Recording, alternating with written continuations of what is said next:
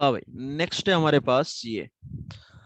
Okay, F of X is less than or equal to 5x for all x belongs to a to b, then integration can be written as this. देखो क्या बोला गया है कि f of x जो है, मान लो ये f ऑफ x है आपका, और एक बोल दिया मैंने g ऑफ x या 5x बोल दो, ठीक है। gx जो है a से b में हमेशा f के बराबर है या ऊपर है, मतलब ऐसा भी हो सकता है, कैसा कि मान लो g ऐसा हो जाए और f बराबर भी होगा तो चलेगा, ये f है ये g है। तब भी हम देखें यदि यहाँ ध्यान से, तो g का जो एरिया आएगा ये पूरा आएगा, और f का जो एरिया है ये नीचे वाला पार्ट है, ये वाला इतना।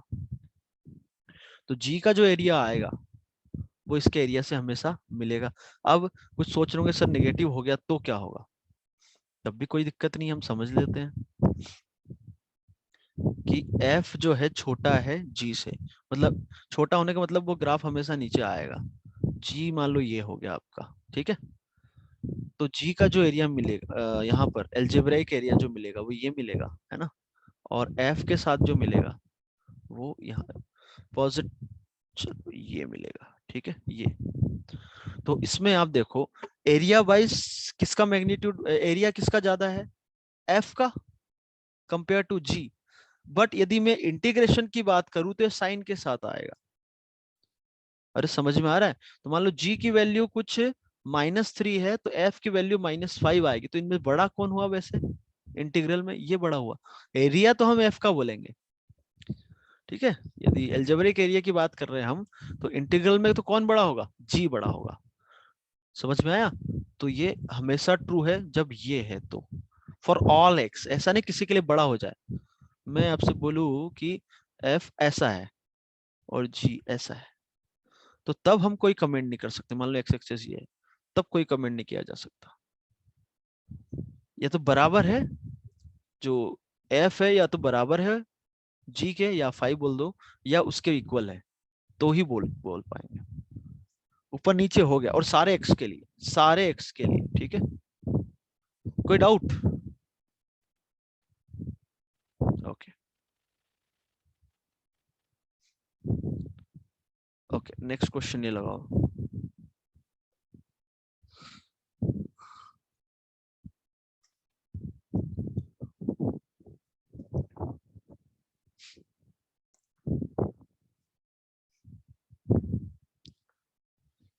ये क्वेश्चन करो भाई 27।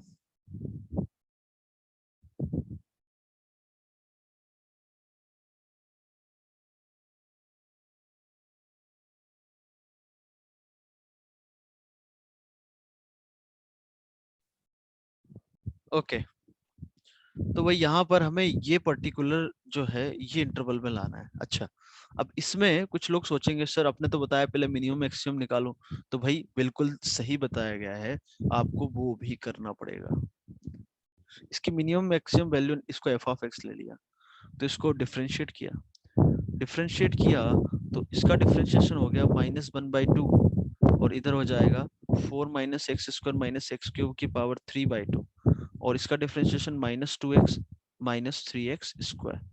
ठीक है, जीरो से वन में ये माइनस माइनस मिलके क्या हो गया पॉजिटिव, ये हमेशा पॉजिटिव है मतलब इंक्रीजिंग है। तो छोटा मिलेगा छोटे पे, बड़ा मिलेगा बड़े पे।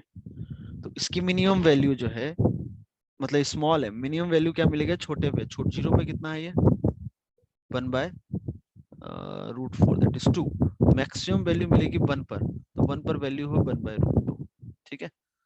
अब तो ये जो इंटीग्रल है इसको हमने बोल दिया आई, है ना।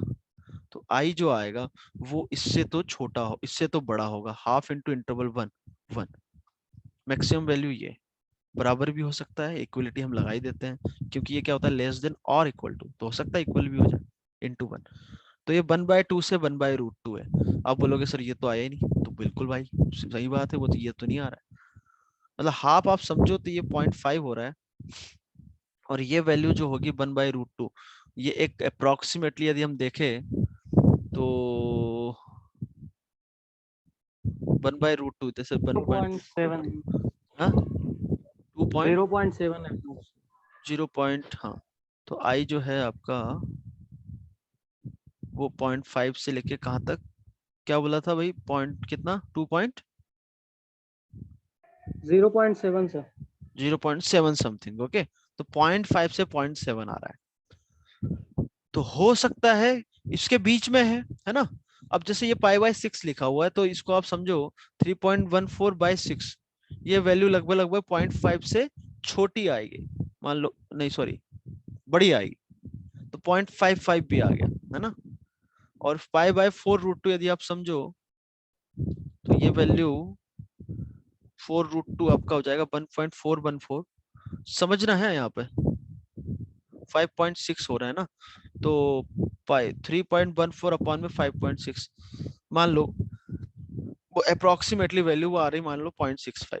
तो यदि ये आपका ट्रू है तो ये तो ट्रू है ही, समझो बात को, क्योंकि इसके बीच में हमें पता चल गया कि इसके बीच में कोई वैल्यू आएगी, तो भाई उसके बीच में आ रहा है, तो यदि मैं ये प्रूव कर दूं कि इसके बीच में आ रहा है, तो बिल्कुल कोई दिक्कत थोड़ी ना है इसमें। तो आपको जो अकॉर्डिंग टू द क्वेश्चन या फिर ऑप्शंस जो है, उस हिसाब से आपको ट्राई करना पड़ेगा। ये भी सही है, ये भी करना कोई गलत नहीं है, बात समझ में आ रही है। क्योंकि आप एक बेसिक सा कंसेप्ट समझो, मैंने क्या बोला कि जो छोटा रेक्टेंगल बन रहा है उसके एरिया से ज्यादा होगा, और बड़ा जो रेक्टेंगल बन रहा है उसके उससे कम होगा। अब मैं ऐसा भी तो बोल सकता हूँ कि भाई छोटा रेक्टेंगल, मान लो ये मिनिमम वैल्यू मान लो 2 मिल रही है, तो मैं बोलूँ कि 1 लेके जो रेक्टेंगल बन रहा है उससे भी तो एरिया ज्यादा होगा। तो हम जितना करीब जा सके उस इंटरवल के, वो हम कोशिश करेंगे। समझ में आ गया भाई। तो वो कोशिश कैसे होगी कि 4 - x² और सिर्फ x², ये सब आप कंपेयर करके आप आगे देख सकते हो इसमें। ठीक है, जैसे ये 4 - x² और 4 - x² - ये क्यों किया, क्योंकि इसका इंटीग्रेशन हम जानते हैं, इन दोनों में 0 से 1 में कौन बड़ा होगा। 0 से 1 है तो x³ आपका पॉजिटिव हुआ, तो समथिंग में से कुछ आप सब्ट्रैक्ट कर रहे हो तो वो तो उस वैल्यू को घटाएगा, तो 4 - x² बड़ा हुआ। बात समझ में आ रही। और इसी को मैंने 4 - x² - लिखा, तो इन दोनों में कौन बड़ा होगा। अब समझ सकते हो कि x² भी पॉजिटिव है, आप दोनों में घटा रहे हो, तो दोनों में x³ और x² में कौन बड़ा होगा, x² बड़ा होगा, क्योंकि फ्रैक्शनल है। तो आप जिसमें ज्यादा घटा रहे हो उसकी वैल्यू घट जाएगी, तो इन दोनों में कौन बड़ा होगा, ये बड़ा होगा। मैं यहाँ पर ये बोल सकता हूँ। अब ये भी कंफर्म है कि ये तीनों के तीनों पॉजिटिव है, तो इसका रेसिप्रोकल यदि लेता हूं मैं, तो इनइक्वालिटी का साइन जस्ट रिवर्स हो जाएगा।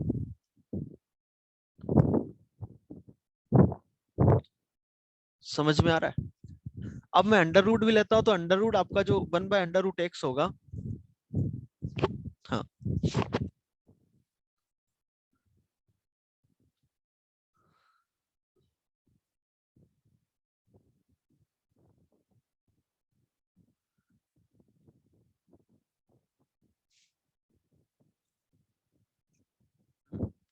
यदि ये तो पॉजिटिव है आपका, अब मैं अंडर रूट भी लेता हूं इसमें, तो कोई फर्क पड़ेगा कि इनइक्वालिटी पे, नहीं पड़ेगा। अब फिर से जो अभी हमने ये वाला, हाँ लिखा तो है, ये बी वाला, मैं 0 से 1 इंटीग्रेट करूं तो भी इनइक्वालिटी सेम रहेगी। क्यों, क्योंकि ये इससे यदि छोटा है तो इसका इंटीग्रल भी छोटा ही होगा। यही तो पढ़ा था हमने यहाँ पे, देखो ऐसे इसमें कंपेयर कर लो। अब इसको इंटीग्रेट में कर सकता हूँ, 1/a² - x² क्या होगा, साइन इनवर्स x/। ये भी ऐसे ही यहाँ पे 2 कॉमन लेके देखो, तो ये बन जाएगा 1/√2 - x², तो ये हो जाएगा √2 साइन इनवर्स x/√2। बस लिमिट लगा,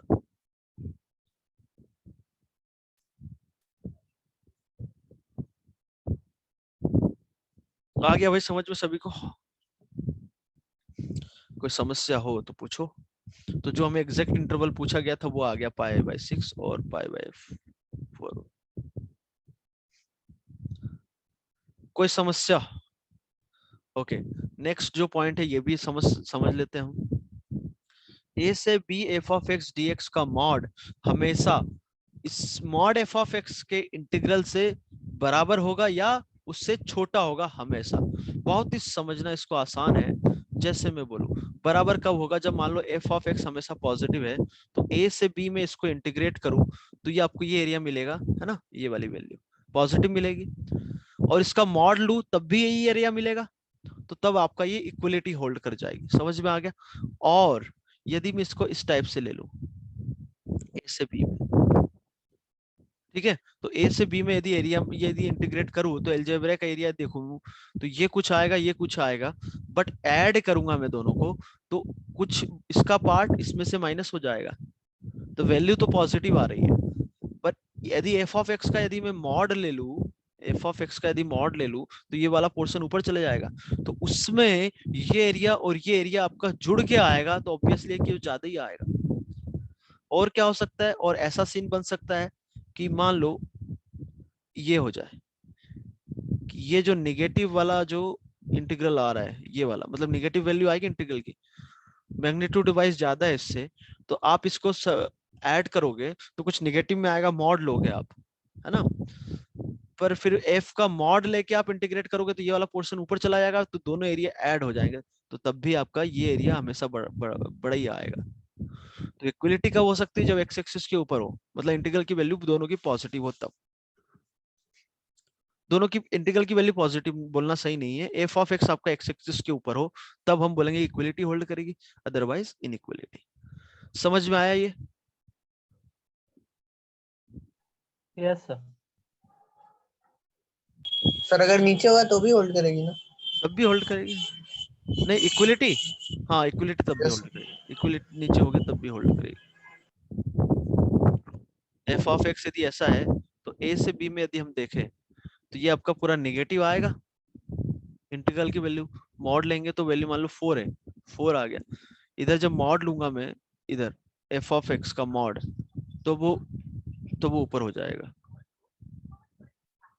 तो वो वैल्यू भी 4 ही आएगी, तब भी होल्ड करेगा, मतलब एक्स एक्सिस के सेम साइड होना चाहिए। ठीक है, क्वेश्चन नंबर 28 आप खुद से कर लेना, स्क्रीनशॉट ले लो।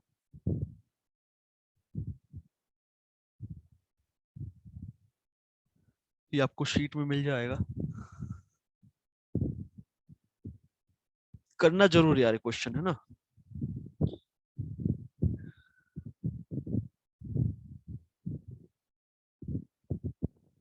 ओके, नेक्स्ट क्वेश्चन है 29, करो खुद से करो। f of x is a integral function such that this for all x y belongs to a to b, then prove that। Okay करो करो करो।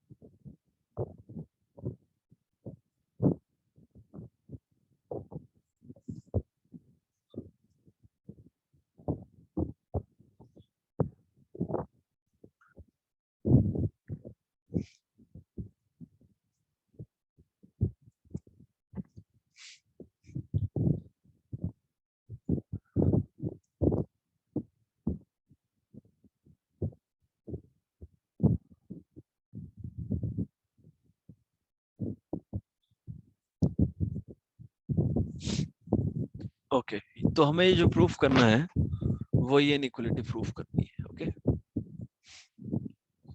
कर रहे हो या बता दूं? चलो, mod f of x minus f of a upon में x minus a to b का जो इंटीग्रल होगा, इसका जो मॉड आएगा वो less than or equal to, अभी जो ऊपर प्रॉपर्टी पड़ी उसी से, कि a to b integral mod of f of x minus f of a upon में x minus a dx। ठीक है, और f of x minus f, y को मैं 1 मिनट के लिए a रख दूं, y को a ले लिया, ठीक है, तो यहां से हम बोल सकते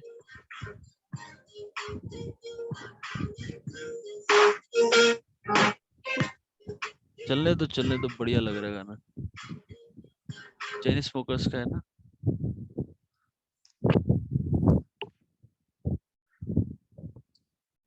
अरे चला बंद कर दिया भाई, कौन चला रहा था। X square minus A square, ठीक है। अब यहाँ पर आप समझो कि F of X minus F of A, ये x minus A X plus A, तो इसको मैं लिख सकता हूँ x minus A is less X plus A, क्योंकि हमें यहाँ x प्लस ए है ना, x प्लस ए, तो इधर प्लस चाहिए, इधर माइनस बच गया, ठीक है। इसी को इसी में कन्वर्ट किया है ना, तो ये जो कहानी है इससे छोटी है, तो क्या इसको मैं फर्दर ये लिख सकता हूँ क्या, किससे, अभी जो प्रॉपर्टी पड़ी इससे ऊपर वाली प्रॉपर्टी से। बोलो भाई समझ में आया। ये इससे छोटा है और ये इससे छोटा आएगा, किस कारण से, यहाँ से कि ये इसको एक मिनट के लिए h ले लो, इसको g ले लो, यदि h g से छोटा है तो उसका इंटीग्रल भी छोटा ही होगा, तो वही किया आपने। क्या ये स्टेप समझ में आया ये वाला, बोलो, अरे बोलो। Yes sir. आ गया ना। अब a से b में यदि हम देखें तो मॉड पॉजिटिव खुलेगा, हो गया काम। अच्छा, अब इसमें थोड़ा ये डाउट होगा आपको कि भाई a b से बड़ा है छोटा है, तो आप उसको यहां से देख सकते हो, x y belongs to a to b, यदि कोई इंटरवल लिखा है तो पहले हम छोटा लिखते हैं फिर बड़ा लिखते हैं, तो ये ऑब्वियस है कि b a greater than a है, मतलब आप इंटीग्रेशन राइट में ही चला रहे हो तभी। अच्छा, जो हमने अभी ये पॉइंट पढ़ा था कि f यदि g के से छोटा है तो उसका इंटीग्रल जो होगा वो g के बराबर या उससे छोटा होगा a से b में, तो ये ऑब्वियस है कि a से b यदि हम बात कर रहे हैं तो लेफ्ट से राइट इंटीग्रेट कर रहे हैं, क्योंकि राइट से लेफ्ट करेंगे तो कहानी पलट जाएगी। क्यों? क्योंकि वो वैल्यू जो आएगी इंटीग्रल की नेगेटिव आएगी। बात समझ में आ रही है? तो a से b में हमने तभी बात करी थी हम लेफ्ट से राइट जा रहे हैं, या ऐसा बोलो कि a लेस देन b है तब। ओके, तो बस अब इसका इंटीग्रल यही लिखा हुआ है, हेंस प्रूफ। बोलो भाई।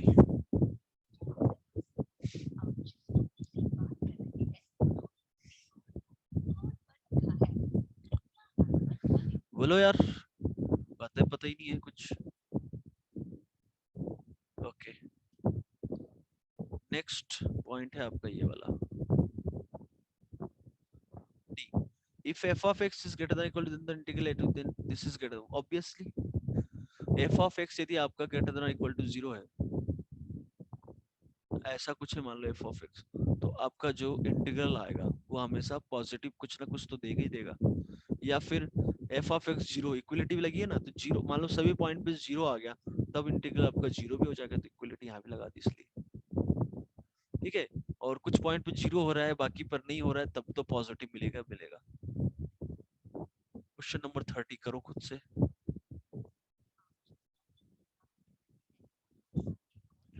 और ये डू योरसेल्फ आपको खुद करना है, और उसके बाद ये कुछ प्रॉब्लम से ही कल करेंगे, बाकी भाई थ्योरी वाला पोर्शन इसमें ऑलमोस्ट कंप्लीट हो गया है, ठीक है। ये वाले क्वेश्चंस हम कुछ कल ट्राई करेंगे। ओके, अब आपके जो भी डाउट है ना, अब ले आइए एक एक